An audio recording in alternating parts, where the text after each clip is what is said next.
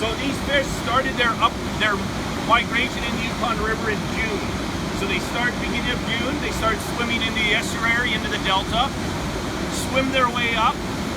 Once they enter the fresh water, they stop eating. So none of these fish have eaten since beginning of June, so 1,600 miles have traveled without anything to eat.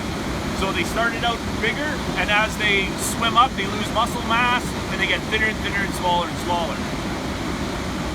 So the ones, we'll take some back to the hatchery. We have most of the females we need. The other ones get put over the weir. They continue on up to their native spawning grounds. The females will get up there, they'll dig a red with the tail, so they'll find some gravel that has water welling up from underneath, so it comes up through the gravels, up through the eggs. The females will use their tail to dig a red, and then they'll deposit their eggs in this red. The males, once they see the females starting to dig the red, they'll come and they'll wait for the eggs to be deposited, and then they'll move over and fertilize the eggs. The female then uses their tail, puts gravel on top of the eggs to protect them, and then will hang around the nest to make sure another female doesn't come along and smash out the first female's red. The eggs will incubate in the gravel throughout the winter.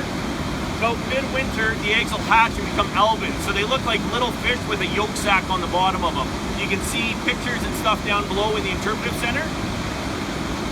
Those alevins will swim down into the gravels, and they'll live off that yolk sac until spring. Once that yolk sac's gone, the fry will swim up through and become emergent fry, and they'll start actively feeding in the creek they were born in. Later on in the spring and the early summer, all those fry will disperse from the creek they were born in, and they'll start swimming around. Most of them will stay in the upper Yukon, so they'll start swimming around, checking other creeks, into the lakes, into little ponds, and they'll find a creek for the winter. So they'll swim up another creek and they'll spend a winter in that creek.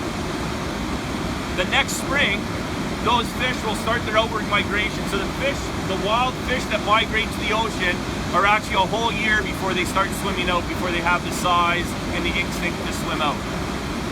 Spend 3, 4, 5 years in the ocean, something will click on, they'll start maturing, and they'll get the urge to return to their birth stream to spawn and continue the cycle.